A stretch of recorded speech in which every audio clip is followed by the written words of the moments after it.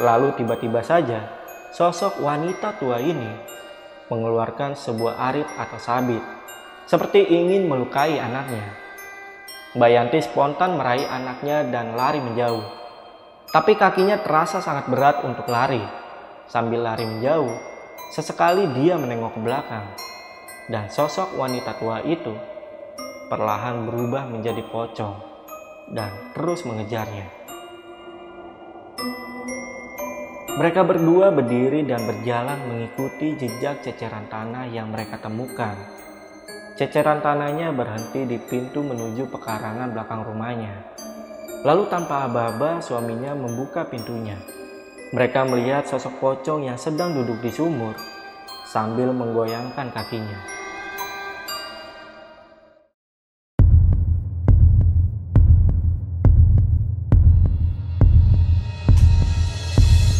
Halo semuanya, kembali lagi di Lentera Malam bareng gue Jamal. Di cerita horor kali ini gue akan menceritakan sebuah kisah dari narasumber yang sudah ditulis oleh Mas Agil di akun Twitternya. Buat kalian yang mau baca versi tulisannya, kalian bisa langsung aja mampir ke akun Twitternya, yaitu ada di @agilrsaputra. Untuk linknya gue taruh di deskripsi. Dan jangan lupa juga buat kalian yang punya pengalaman horor, kalian langsung aja DM ke IG-nya Lentera Malam, yaitu ada di @lenteramalam.id. Nanti ada admin kita yang bakal ngarahin kalian. Dan buat yang mau mampir ke akun pribadi gue juga boleh, kalian bisa langsung aja follow di @jamaludin_daris. Oke, kisah kali ini dialami oleh sebuah pasangan yang bernama Harto dan juga istrinya bernama Mbak Yanti, yang dimana mereka ini mengalami kejadian-kejadian horor yang sebelumnya belum pernah mereka alami setelah mereka membeli rumah baru hasil dari pelelangan. Dan kejadian ini terjadi di daerah Temanggung tahun 1966. Bahkan mereka di rumahnya ini seringkali menemukan gumpalan-gumpalan tanah yang masih basah, yang kemungkinan itu adalah jejak dari sosok pocong. Dan buat kalian yang penasaran sama kisah lengkapnya, tonton videonya sampai habis. Dan tanpa basa-basi lagi, cerita horor kita mulai.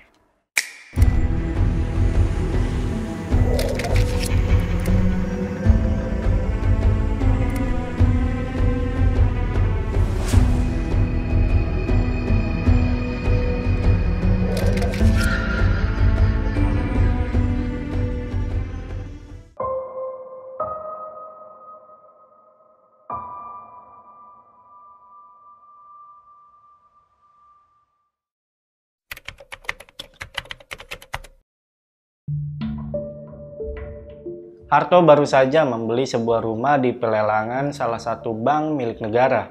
Harganya murah dan rumahnya juga cukup bagus. Tapi karena mungkin sudah bertahun-tahun tidak dihuni, sehingga ada beberapa bagian yang harus direnovasi. Harto tinggal di rumah yang baru dia beli, bersama istri dan anaknya yang berusia 2 tahun. Tiba di hari pertama mereka menempati rumah barunya, belum ada kejadian yang aneh. Hanya saja waktu itu anaknya sering rewel dan selalu minta pulang ke rumah lamanya atau kontrakan sebelum mereka pindah. Di situ Harto berpikir mungkin memang belum terbiasa aja.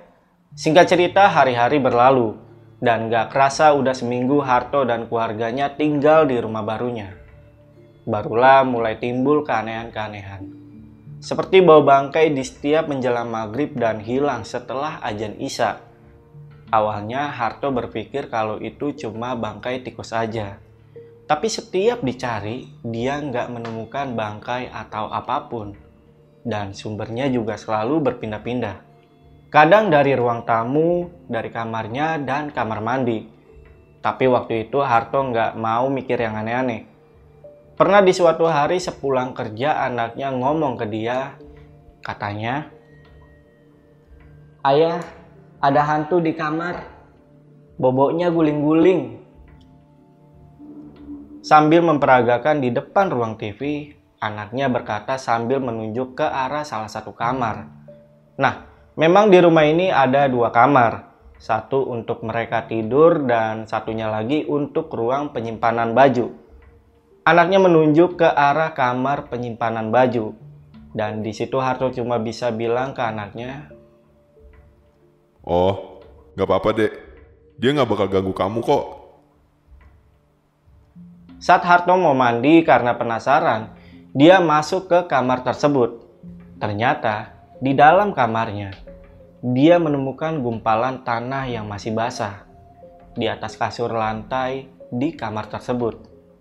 Saat Harto memegangnya, ternyata memang benar kalau itu adalah tanah yang masih basah. Dan di saat yang bersamaan, tiba-tiba tercium bau bangkai yang gak tahu sumbernya dari mana. Tanpa memberitahu istrinya, Harto memutuskan untuk langsung membersihkannya. Baru setelah itu dia bergegas mandi. Setelah kejadian itu dia jadi kepikiran dengan apa yang sedang terjadi dengan rumah barunya.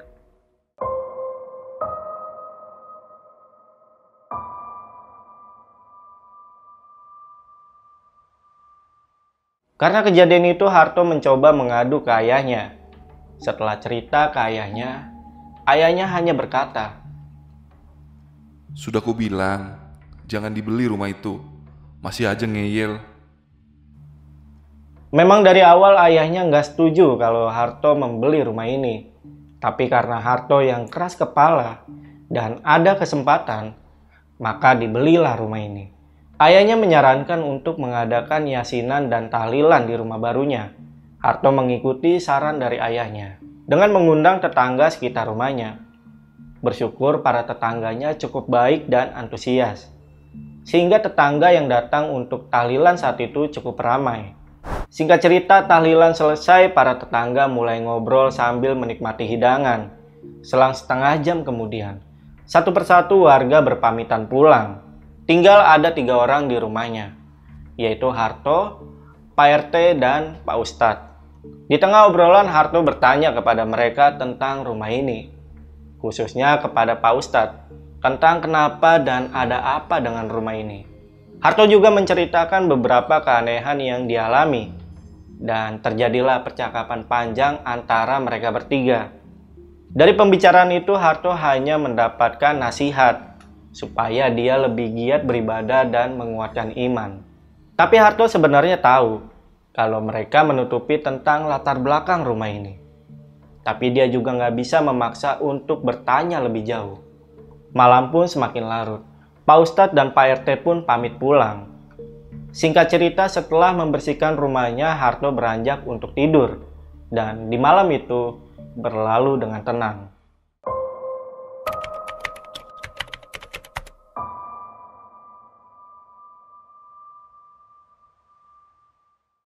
Sudah hampir 3 bulan Harto dan keluarganya tinggal di rumah ini. Gangguan yang dialami masih sama, yaitu adanya bau bangkai yang berpindah-pindah. Tapi lama-lama mereka sudah terbiasa. Yang penting anak dan istrinya tidak mengeluh. Tapi semua berubah sejak ada temannya yang datang ke rumah. Sebut saja nama temannya Joni. Nah, menurut pengakuannya, si Joni ini bisa melihat makhluk-makhluk gaib, atau bisa dikatakan indigo. Percaya nggak percaya? Karena sebenarnya Harto juga nggak begitu suka dengan Joni. Selain karena Joni orang yang sombong, dimanapun tempatnya Joni ini selalu membahas sesuatu yang berbau klinik. Singkat cerita, datanglah Joni ke rumahnya. Dan sampailah pada obrolan kalau di rumah barunya ini menurut dia banyak penunggunya. Nah, secara kebetulan, Joni menawarkan diri untuk mengusir makhluk gaib yang ada di sini. Walaupun dalam hatinya Harto masih kurang percaya dengan kemampuannya. Kemudian Joni meminta garam dan mulailah prosesi gerakan ala-ala dukun sambil menabur garam di setiap sudut ruangannya. "Sudah saya usir semua. Rumahmu sekarang sudah bersih." Singkat cerita, Joni pulang dan malam pun tiba. Saat itu malam terasa aneh. Hawa rumahnya tiba-tiba menjadi panas, sampai Harto ini memilih tidur di ruang tamu. Dan saat tengah malam, Harto mendengar suara kerincingan dari teras rumahnya. Karena penasaran, dia mengintip dari tirai jendelanya. Perlahan suaranya menghilang. Tapi ketika dia berpaling, suaranya muncul kembali. Dan kali ini suaranya bukan lagi dari depan rumah, tapi dari dalam rumah. Lalu beberapa saat kemudian, ada sesuatu yang jatuh tepat di depannya. Sosok pocong dengan wajahnya yang tertutup kain yang sangat lusuh, dan hanya mulutnya yang terlihat. Lalu sosok ini berkata, "Pergi kamu dari sini." Seketika semuanya menjadi gelap, dan Harto terbangun keesokan harinya, di tempat yang sama di mana dia melihat sosok pocong yang semalam dia lihat. Tapi Harto nggak cerita ke istrinya, dan mulai dari sinilah kejadian demi kejadian menakutkan kerap dialami oleh Harto.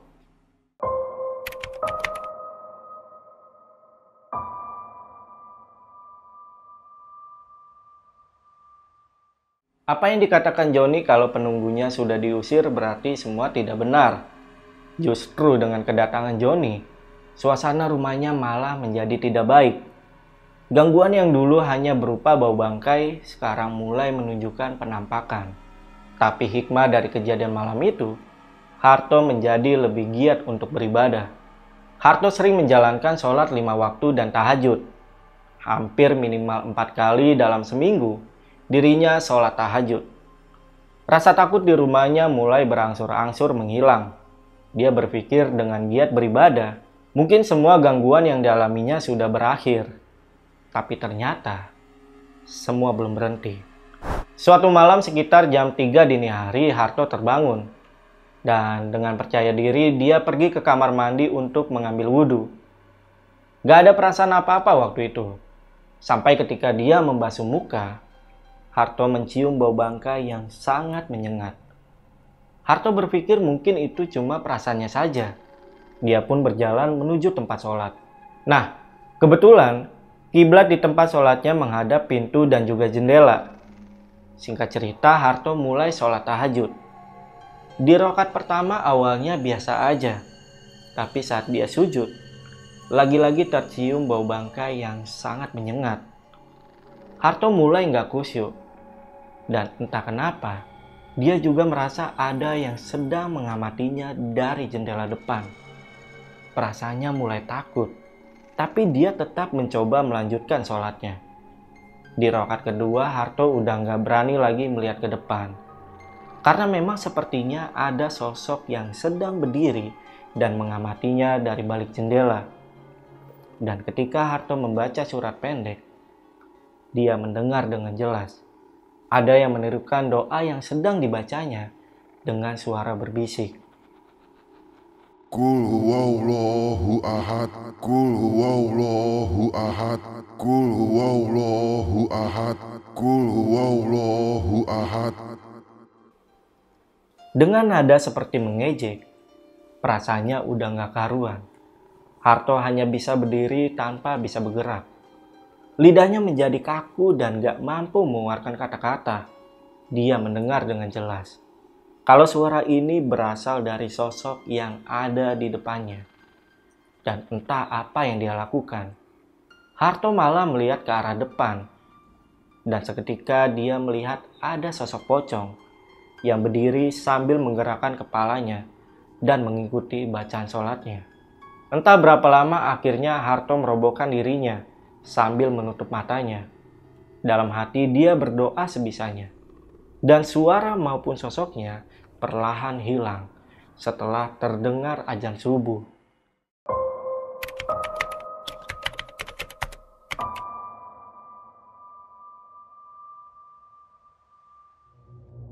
Sebenarnya dari awal mereka menempati rumah ini. Istrinya Harto yang kita sebut aja namanya Mbak Yanti juga sudah mengalami hal-hal yang gak wajar. Cuma Mbak Yanti ini gak cerita ke suaminya karena gak mau membuat suaminya kecewa yang sudah terlanjur membeli rumah ini. Seperti di malam pertama saat tidur di rumah ini, Mbak Yanti bermimpi didatangi oleh sosok pocong yang sebenarnya dia ini juga masih bingung karena menurutnya terlalu nyata untuk sebuah mimpi. Jadi gini ceritanya. Malam itu mereka sudah sangat lelah karena mereka baru saja pindahan. Barang-barang pun masih belum tertata dengan rapi. Setelah menidurkan anaknya, Mbak Yanti dan Harto lanjut menata barang-barang sampai larut malam. Dan sekitar jam 11 malam, mereka berdua mencium bau bangkai yang sangat menyengat. Mbak Yanti mengira kalau itu adalah bangkai tikus. Karena sangat mengganggu, Mbak Yanti dan Mas Harto mencoba untuk mencarinya. Mereka mencari kemana-mana, ke semua sudut ruangan, tapi masih nggak ketemu. Sampai akhirnya baunya menghilang dengan sendirinya. Mereka berdua nggak mikir macam-macam saat itu. Karena lelah, mereka berdua memutuskan untuk tidur. Nah, dalam tidurnya, Mbak Yanti bermimpi. Ada sosok wanita tua yang sedang mendekati anaknya. Rambutnya kusut dengan tatapan matanya yang tajam. Sosok wanita tua ini mengelus-ngelus kepala anaknya. Lalu tiba-tiba saja, sosok wanita tua ini mengeluarkan sebuah arit atau sabit, seperti ingin melukai anaknya. Mbak Yanti spontan meraih anaknya dan lari menjauh. Tapi kakinya terasa sangat berat untuk lari. Sambil lari menjauh, sesekali dia menengok ke belakang.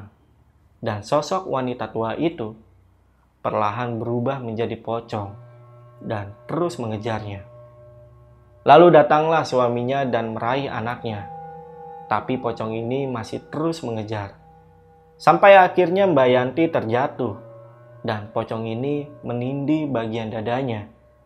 Wujudnya dipenuhi dengan tanah-tanah yang masih menempel di kainnya. Wajahnya tertutup dengan kain. Hanya mulutnya yang terlihat. Sosok pocong ini tertawa sambil menggoyangkan badannya di atas dada Mbak Yanti. Sangat mengerikan. Sampai Mbak Yanti ini sulit bernafas. Dan saat Mbak Yanti terbangun, dia kaget bukan main. Sosok pocong yang ada di dalam mimpinya kini sedang berdiri di atas dadanya. Kepalanya menghadap ke bawah menatap tajam Mbak Yanti. Hingga tanah-tanah yang menempel di kain sosok pocong ini berjatuhan di wajahnya. Mbak Yanti mencoba teriak tapi tetap gak bisa. Akhirnya dia berdoa sebisanya dalam hati. Kemudian Mbak Yanti ini terbangun. Dan dia melihat anaknya yang tadinya di tengah mereka berdua, sekarang sudah duduk di lantai sambil menangis.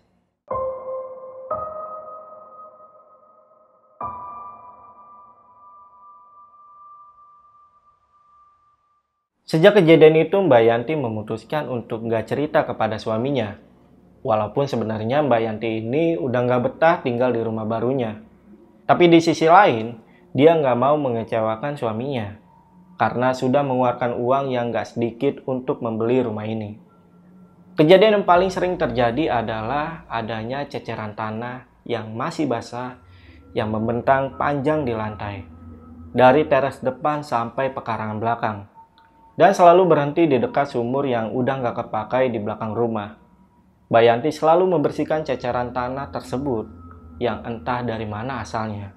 Nah, pernah ada juga kejadian aneh di siang hari yang dialami sama Mbak Yanti. Jadi waktu itu ceritanya suaminya ini masih kerja. Di rumah tinggal dia berdua dengan anaknya.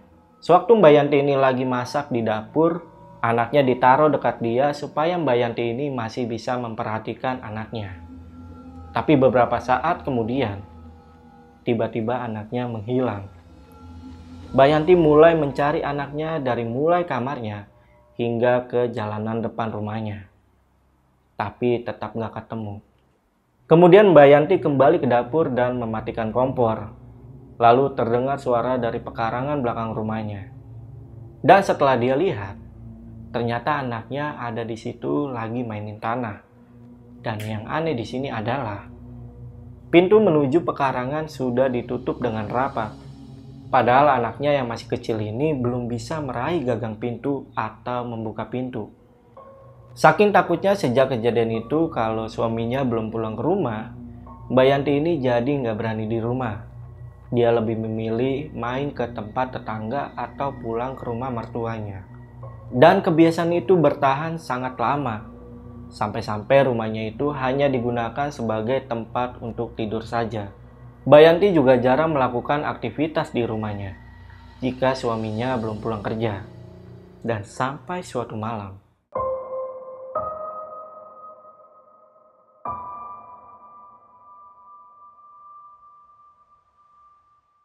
waktu itu hujan turun dengan sangat deras. Mbak Yanti dan suaminya sedang menonton TV. Baru beberapa saat kemudian, lagi-lagi tercium bau bangkai yang bercampur dengan bau anyir. Mereka berdua saling menatap, lalu melihat sekeliling mereka. Dan tepat di belakang tikar yang mereka duduki, ternyata ada ceceran tanah lagi. Mereka berdua berdiri dan berjalan mengikuti jejak ceceran tanah yang mereka temukan. Dan setelah diikuti, ceceran tanahnya berhenti di pintu menuju pekarangan belakang rumahnya. Mereka berhenti dan saling menatap lagi. Lalu tanpa aba-aba suaminya membuka pintunya.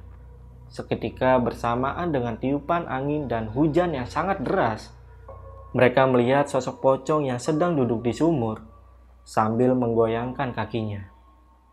Hingga sosok ini berkata, Apa kamu? suaranya bersamaan dengan derasnya hujan, tapi terdengar sangat jelas. Sontak mereka yang kaget langsung membanting pintu. Kemudian mereka berdua lari menuju kamar. Di situ Mbak Yanti menangis, hingga mereka berdua meringkuk ketakutan di kamar sampai menunggu hujan reda.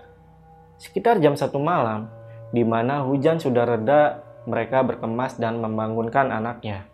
Lalu pergi ke rumah orang tua Harto malam itu juga. Dan sejak kejadian itu, Mbak Yanti dan Mas Harto jadi saling terbuka. Yang ternyata mereka berdua ini diganggu oleh sosok pocong yang sama di rumah barunya.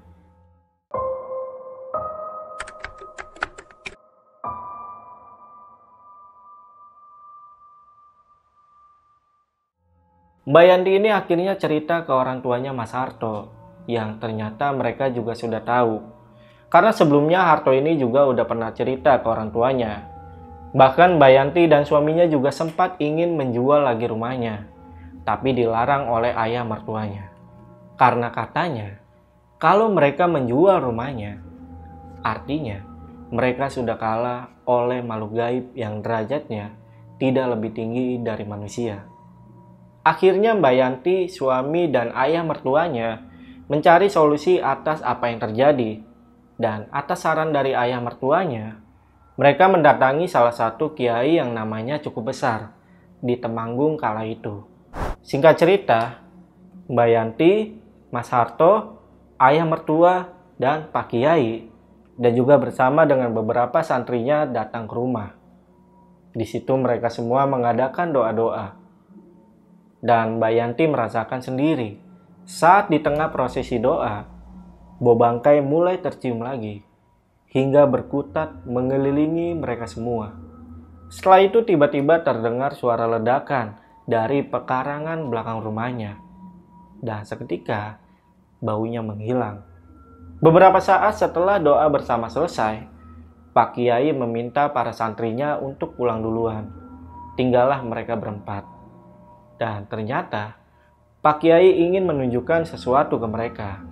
Dia meminta sebuah linggis dan mengajak mereka semua berjalan menuju sumur yang ada di belakang. Lalu begitu sampai di depan sumurnya, beliau menyuruh mereka untuk menjadi saksi. Dan kemudian menyuruh suaminya menghancurkan lantai semen yang ada di depan sumur.